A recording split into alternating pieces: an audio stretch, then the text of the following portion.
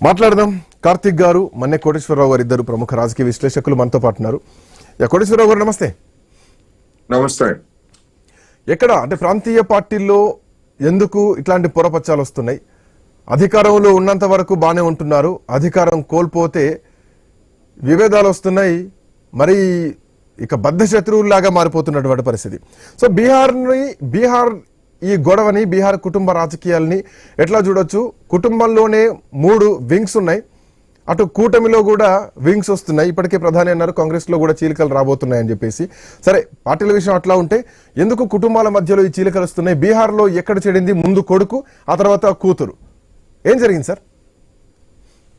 ఇప్పుడు బీహార్ అయినా, ఆంధ్రప్రదేశ్ అయినా, తెలంగాణ అయినా, మన తమిళనాడు అయినా గానీ, ఉత్తరప్రదేశ్ కూడా ప్రాంతీయ పార్టీలు ఎక్కడైతే ఒక బలమైనటువంటి శక్తిగా జాతీయ పార్టీలకు ప్రత్యామ్నాయంగా ఉన్నాయో అటువంటి అన్ని చోట్ల కూడా ఈ విధమైనటువంటి కుటుంబాల కుంభలాటల్ని మనం చూడవచ్చు. నేను చెప్పినటువంటి రాష్ట్రాలన్నింటిలో కూడా ఆ విధమైనటువంటి కుంభలాటలు చోటు చేసుకున్నాయి.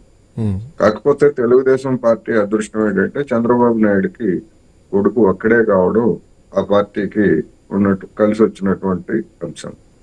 మిగిలినటువంటి ప్రాంతీయ పార్టీలన్నీ కూడా ఒకటే. ఎందుకు ఈ ప్రాంతీయ పార్టీల్లో ఈ విధమైనటువంటివి ఉన్నాయి, మిగిలిన పార్టీల్లో లేవా అంటే, మిగిలిన పార్టీల్లో కూడా జాతీయ పార్టీల్లో కూడా ఉంటాయి. అయితే అవి వాటికి ఉన్నటువంటి స్కోపు తక్కువ.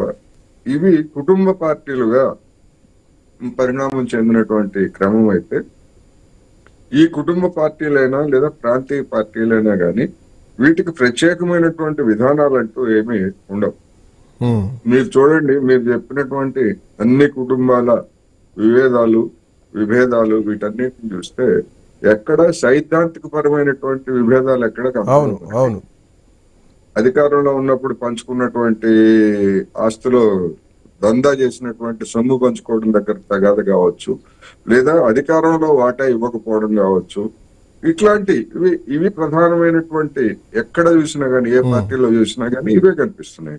అందుకని రాజకీయమే వ్యాపారం అయిపోయింది.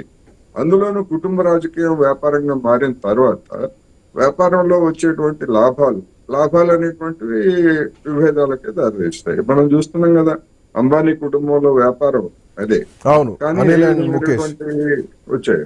అందుకని కుటుంబ రాజకీయాల్లో కూడా ఈ విధమైనటువంటి పరిణామాలు జరగటం ఆశ్చర్యం ఏమీ కాదు. అందుకని ఏ పార్టీ అయినా, ఎవరైనా, వాళ్ళు ఇండియా కూటమిలో ఉన్నారా, లేకపోతే ఎన్డీఏ కూటమిలో ఉన్నారా, విడిగా ఉన్నారా, ఎవరున్నారు, కూటమి లేదనేది కాదు, వాటి స్వభావం అది.